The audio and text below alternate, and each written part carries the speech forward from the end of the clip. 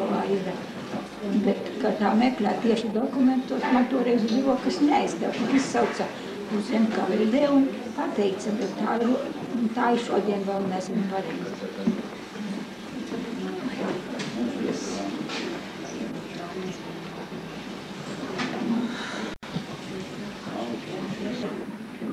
Dzīvusi Cēsu rajonā 1905. gadā.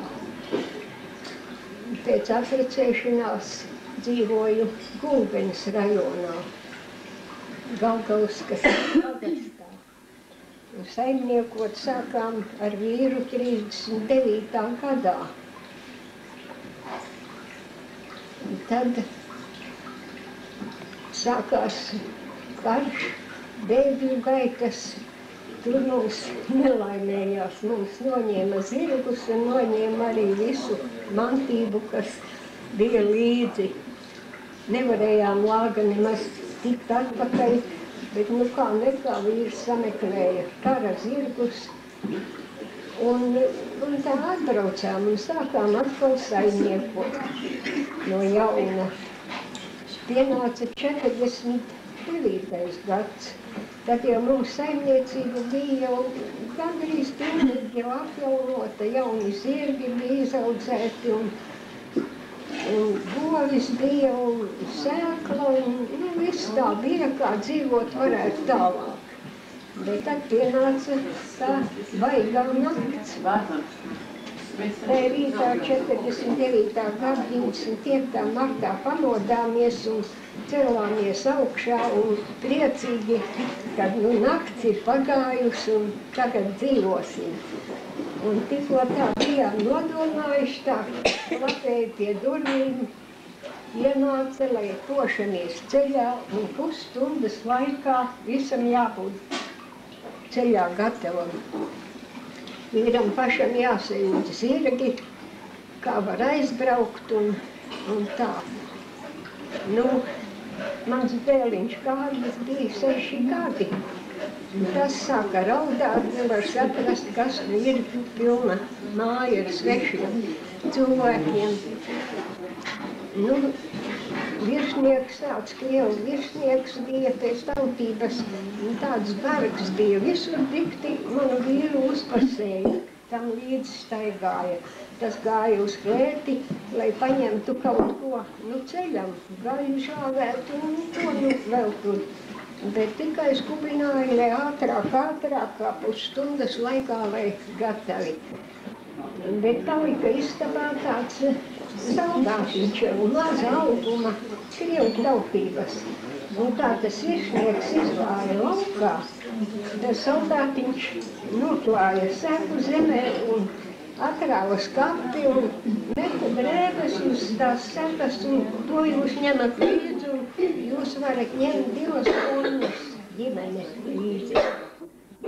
Nu, un tā es arī kaut ko vairāk tā apjēdzu, kad, vairāk var paņemt un centos, un kamēr ienāca atkal tas virsnieks, tad jau visu pārtrauca. Nu, un tā mēs aizbraucām. Mēs aizbraucām uz Tumskas apgabalu, mūs aizveda. Tumskā 2 nedēļas barakās stāvējām. Un tad galā nokļuvām Čainskas, Tumskas rajona, Tumskas apgabala Čainskas rajonā, kolhozā. Tur strādājām dažādos darbos un 57. gadā atgriezāmies atpakaļ. Bet mūsu mājā bija ferma, lopu ferma un visas istabas bija apdzīvotas. Bet tomēr atbrīvoja mums 2 istabas un laida mums, lai mēs te paši dzīvojam savā mājā, bet vīri bija jāmaksā. Nu, tā mēs dzīvojām. Paldies, Karmā.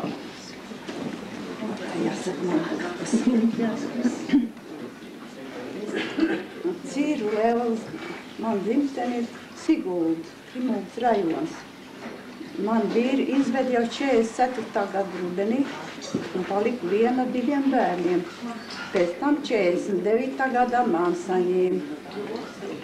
suni pie durīm nošāva, tā kā es vienu mājā biju no rīta 5, suni pie durīm nošāva, aplēns māju, un pulkstens bija 5. Tā kā suns bija ļoti nikns, iekšā viņš nevienu nelaida, suni nošāva. Pēc tam teica, ātrs attaisīties, 2 bija krievi, 1 bija latvietis, kas saņēmēja. Nu, ātri taisījos, un pēc 50 kg var ņemt līdz, vairāk nevar, bet arī jau to es nepaņēmu. Uztraukus māsu bērnu, vienam bija 4 gadi, vienam 6 gadi, un ļoti uztraukusies, neko es arī nepaņēmu. Un tā saņēma un mums ved uz tādu kaut kādu lielu ceļu, tur saviet visus tos krimuldiešus, ko paņēma. Mēs bijām kā 30 ģimenes. Uzved uz to lielo ceļu, un tad mums patorgs teica tā, nu šitiem vairs Latvijas saulīt neredzēt. Nu, neko, visi izved, un pēc tam aizved uz staciju Inškalnu. Tur mums 2 dienas naktis mēs tur bijām. Nu, tad sākās garais ceļš. Tad aizved uz Tomskas apgabalu, Kargasoks apgabalu. Un tad tur kādas 3 nedēļas noturēja.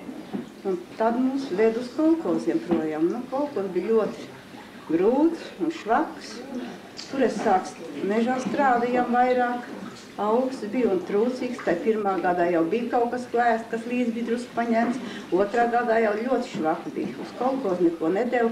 Uz izstrādes dienu deva 1 litru vājpieru un kilogramu laikam tādas mazas draudiņas, kaut kādas atšķirtas melnos.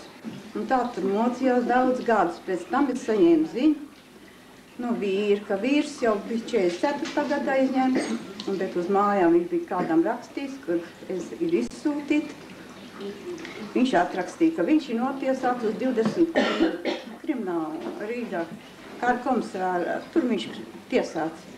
Un notiesāts uz 25 gadiem. Pēc tam es 2 vēstules no viņa saņēmu, vairāk es no viņa neko nesaņēmu.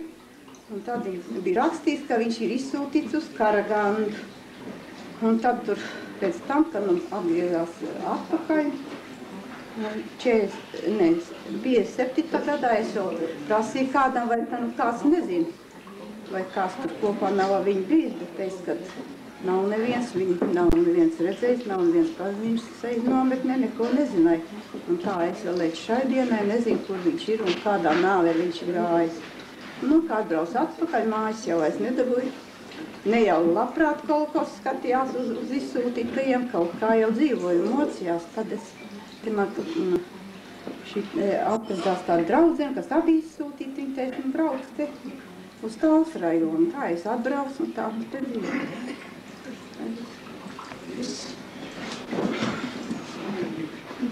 Jā, man pilnvaro mūsu galdiņš, pilnvaro man runāt, es laikam pat tā jaunākā. Kopā mēs tikam aizvest 49. gadā, 25. martā. Un kopā arī vienā vietā mēs gandrīz vai dzīvojam. Tas ir Guna un Rasma, kādreiz uzvārds viņām bija Guste, un Maija un Kārlis Lipovski. Un mamma mana Kristapsoni, un mēs lasām Bībeli. Nu, protams, arī visādi gāja mums, tāpat, ka visiem, kā jau te stāstīja, dažādi bija noskaņot cilvēku arī pret mums. Laikam kāds uzskatīja, ka mums ir tā bagātība drusciņi vairāk nekā citiem, un kad bija, kam tas bija izdevīgi, tas to arī parakstīja visus tos dokumentus, ka bija jāizver tādi cilvēki, kaut gan ģimenē tur bija 6 bērni, kā mūsu ģimenē. Pēc tam jau nākošā dienā, pat 2 dienas negaidot, bija jau mājas viss iztukšots, un, protams, tiem bija saklāts balts gults, kad mēs mocījāmies lopu vagonos. Nu, es nezinu, tur mums arī gāja visādi, kas jau, darbs jau bija no rīta līdz vakaram, tiem, kas bija pieauguši cilvēki. Nu, man laikam bija drusku vieglāk, jo es tajā laikā vēl biju bērns. Un kaut gan ceļā jau tāpat, ka te viens otrs stāstīja, ka bijis ir slimnīca. Arī es un man vecākā māsa un brālis bijām slimnīcā. Un vēl nezinājām, kur ir mamma.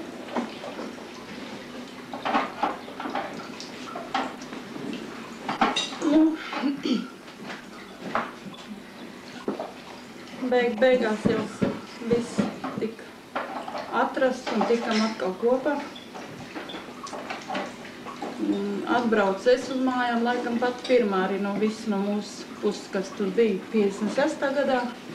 jo es saņēmu savu pirmo dokumentu, un man teica, ka es varot būt brīva. Un, protams, es arī aizbraucu, jo tēvs jau bija no izsūtījuma pārbraucis mājā. Manuprāt, ka pārējie viss atgriezās 57. gadā. Nu, tie, kas bija vainīgi pie tā, es domāju, ka tos, ko aizved, tie nebija vainīgi cilvēki, ne pie kā. Bet tie vainīgie, kas parakstīja, ko es uzskatu par tādiem, kas tiešām tādi bija, kas gribēja, lai kādam ļaunu nolēlēt. Tiem ar kaunu bija jāskatās acīs. Pa gabalu viņam bēga, ieraugot, ka ir atgriezušies tie nevēlamie cilvēki. Nu, tagad arī mēs visi tā dzīvojam. Droši vien jau viss mūs pazīst un viss arī zina.